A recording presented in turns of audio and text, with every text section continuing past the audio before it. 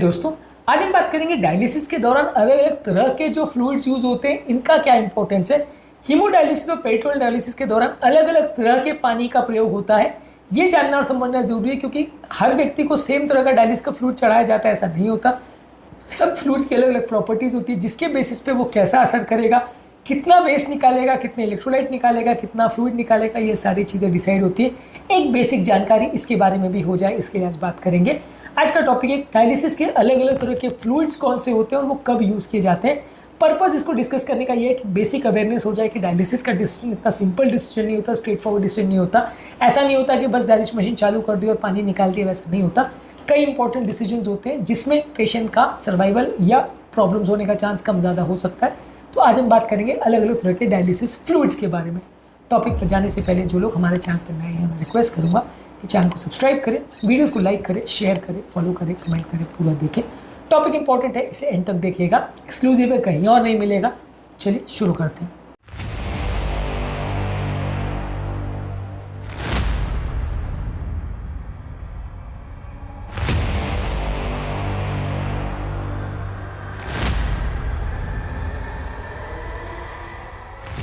सबसे पहले haemodialysis fluid में 3 कंपोनेंट्स होते हैं। एक इलेक्ट्रोलाइट्स यानी कितना उसमें सोडियम है, कितना पोटेशियम, कितना मैग्नीशियम, कितना कैल्शियम, कितना बाइकार्बोनेट, कितना क्लोराइड, वो डिसाइड करता है कि किस पेशेंट में कितना कॉन्सेंट्रेशन यूज होगा।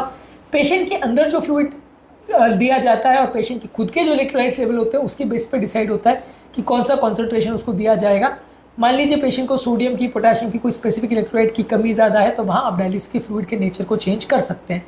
इसके अलावा एक उसमें होता है बफर, जो कि या तो बाइकार्बोनेट या एसीटेट होता है, जो कि बॉडी के अंदर हाइड्रोजन आयन या एसिडोसिस जो होता है उसको करेक्ट करता है। और एक होता है ग्लूकोज, जो कि हाइपोग्लाइसीमिया को कम करने के लिए दिया जाता है। तो ये 3 कंपोनेंट होते हैं जो डायलिसिस फ्लूइड में होते हैं। ये डायलिसिस फ्लूइड के टाइप्स को डिसाइड करते हैं। एक होता है स्टैंडर्ड बाइकार्बोनेट डायलिसेट, इसमें सोडियम बाइकार्बोनेट होता है मेन बफर में। ये सबसे कॉमनली यूज होता है और ज़्यादातर एंड स्टेज किडनी डिजीज या क्रॉनिक किडनी में यूज होता है। इसके अलावा एक होता है एसीटेट डायलिसेट, इसमें बाइकार्बोनेट के बदले एसीटेट होता है, जो कि एसिडोसिस को करेक्ट करने के लिए यूज़ किया जाता है, लेकिन ये इसके साइड कार्डियोवैस्कुलर साइड इफेक्ट ज़्यादा होते हैं तो इसको कम ही यूज़ करते हैं। इसके अलावा अलग अलग टाइप्स में पोटाशियम और कैल्शियम कितना है उसके बेसिस पर डिसाइड होता है। एक होता है लो पोटाशियम का डायलिसेट, जिसमें पोटाशियम का कंटेंट 1 to 2 मिलीग्राम्स पर लीटर होता है। अगर किसी व्यक्ति का बॉडी का पोटाशियम ज़्यादा है तो वहाँ इसको यूज़ करेंगे तो इस ज़्यादा पोटाशियम को सक करके बाहर निकालेगा, तो पोटाशियम को डिप्लीट करने के लिए बॉडी के अंदर जो एक्स्ट्रा पोटाशियम उसको निकालने के लिए हेल्प कर सकता है। मान लीजिए बॉडी में अगर पोटाशियम ज़्यादा है, ऑलरेडी हाइपोकैलेमिया है, तो आप हाई पोटाशियम वाला डायलिसेट यूज़ करेंगे, जिसमें डायलिसिस फ्लूइड के अंदर 3 to 4 मिलीग्राम्स पर पोटाशियम रहता है पर लीटर।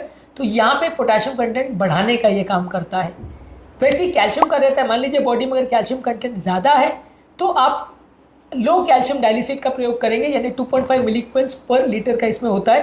ये बॉडी का एक्सेस कैल्शियम को निकालने का काम करेगा। मान लीजिए बॉडी के अंदर कैल्शियम कम है तो आप हाई कैल्शियम वाला डायलिसेट यूज़ करेंगे, इसमें 3.5 मिलीग्राम्स पर लीटर रहता है और उससे ज़्यादा भी रह सकता है।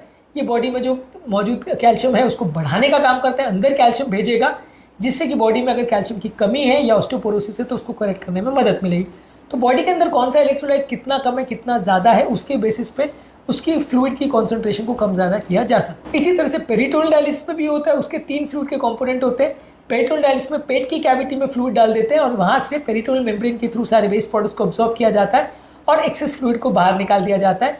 इस फ्लूइड के भी 3 कंपोनेंट होता है। एक ग्लूकोज, यहाँ पे ग्लूकोज की वैल्यू ज़्यादा है। यहाँ पे ग्लूकोज वो ऑस्मोटिक प्रेशर क्रिएट करता है जिसके थ्रू पेरिटोनियम के दोनों तरफ फ्लूइड का एक्सचेंज होता है, जबकि डायलिसिस मेम्ब्रेन में ग्लूकोज का रोल बहुत ज़्यादा नहीं होता, यहाँ पे ग्लूकोज का रोल ज़्यादा होता है। यहाँ पे भी इलेक्ट्रोलाइट्स होते हैं, sodium, calcium, magnesium, chloride, lactate, bicarbonate, और यहाँ पे बफर में ज़्यादातर लैक्टेट या बाइकार्बोनेट का प्रयोग होता है। एसिडोसिस को करेक्ट करने के लिए एसीटेट का कम प्रयोग होता है। इसमें टाइप्स में आता है एक लो ग्लूकोज यानी 1.5% ग्लूकोज होता है, इसका ऑस्मोटिक इफेक्ट कम रहता है। ये स्टेबल पेशेंट में रूटीन डायलिसिस के लिए यूज़ होता है। एक होता है मीडियम ग्लूकोज वाला, इसमें मीडियम ऑस्मोटिक इफेक्ट होता है, ये मॉडरेट फ्लूइड रिमूवल के लिए यूज़ होता है। और एक हाई ग्लूकोज वाला जिसमें 4.25% से ज़्यादा ग्लूकोज होता है, ये स्ट्रॉन्ग ऑस्मोटिक इफेक्ट करता है। जब बहुत ज़्यादा मात्रा में पानी निकालना होता है तब इसका प्रयोग किया जाता है। इसके अलावा एक आइकोडेक्स्ट्रिन सोल्यूशन होता है, जो कि स्टार्च डिराइव आइकोडेक्स्ट्रिन होता है, जहाँ ग्लूकोज के बदले इसका प्रयोग किया जाता है। ये डायबिटिक पेशेंट में यूज़ किया जाता है, जहाँ पे आपको ग्लूकोज का प्रयोग नहीं करना है, ताकि बॉडी के अंदर बहुत ज़्यादा ग्लूकोज नहीं बढ़ जाए और शुगर लेवल्स बहुत नहीं बढ़ जाए, तो वहाँ पे आइकोडेक्स्ट्रिन सोल्यूशन का प्रयोग करते हैं। और एक होता है bicarbonate based peritoneal dialysis fluid. यहाँ पे बाइकार्बोनेट का प्रयोग होता है जहाँ पे पेशेंट को लैक्टेट टॉलरेंस नहीं होता, पेशेंट लैक्टेट को टॉलरेट नहीं करता है, वहाँ पे बाइकार्बोनेट का प्रयोग करते हैं। यहाँ जहाँ पे सीवियर एसिडोसिस होता है, एसिड कंटेंट बॉडी का बहुत ज़्यादा है, वहाँ बाइकार्बोनेट डायलिसिस का प्रयोग करते हैं। ज़्यादातर केस में लैक्टेट का प्रयोग करते हैं। तो बेसिकली समझना ज़रूरी है कि अलग अलग तरह के फ्रूट्स अलग अलग कंडीशन में यूज़ होते हैं। इसके अलावा भी अगर किसी व्यक्ति को बहुत ज़्यादा मैल नरिशमेंट है तो वहाँ नॉन ग्लूकोज बेस्ड फ्लूइड का प्रयोग किया जाता है, वहाँ अमीनो एसिड रहते हैं और ये अमीनो एसिड मैल नरिशमेंट को इम्प्रोवाइज करने के लिए यूज़ करते हैं। ये प्रोटीन के पार्टिकल्स रहते हैं जो अंदर ब्लड में चले जाते हैं और प्रोटीन कंटेंट को बढ़ाने का काम करते हैं। इसके अलावा अलग अलग पेशेंट्स के लिए कस्टमाइज फ्रूट्स भी बनाए जा सकते हैं जहाँ पे अलग अलग तरह के इलेक्ट्रोलाइट्स का अलग कॉम्बिनेशन रहता है और अलग अलग बेसिस पे इसको यूज़ करके हम पेशेंट के इलेक्ट्रोलाइट्स को करेक्ट कर सकते हैं। तो पर्पज़ आज के डिस्कशन का ये है कि अलग अलग तरह के फ्लूइड्स होते हैं जिसके कॉन्सेप्ट को समझना ज़रूरी है कि इसमें सेम तरह का पानी सबको चढ़ा दिया जाता है, वैसा नहीं है। उनके बॉडी में कितने इलेक्ट्रोलाइट्स हैं उसके हिसाब से अलग अलग कंडीशन में अलग अलग इलेक्ट्रोलाइट्स का प्रयोग किया जाता है। अलग अलग फ्लूइड के हिसाब से उनके अंदर का सोडियम, पोटाशियम, कैल्शियम, मैग्नीशियम, ये सारी चीज़ में कितना वेरिएशन आएगा इसको मैनेज किया जाता है। आज के टॉपिक में हमने बात करी डायलिसिस फ्लूइड के अलग अलग टाइप्स कौन कौन से होते हैं और कब कब वो प्रयोग किए जाते हैं, इसकी क्या इंपॉर्टेंस है, इसको समझने का हमने प्रयास किया ताकि एक ओवरऑल अंडरस्टैंडिंग बन पाए। उम्मीद करूंगा कि आज के टॉपिक में कुछ नई बातें जानने को मिली होगी। जो लोग हमारे चैनल पर नए हैं उन्हें रिक्वेस्ट करूंगा कि चैनल को सब्सक्राइब करें, वीडियोज़ को लाइक करें, शेयर करें, फॉलो करें, कमेंट करें, पूरा दिन।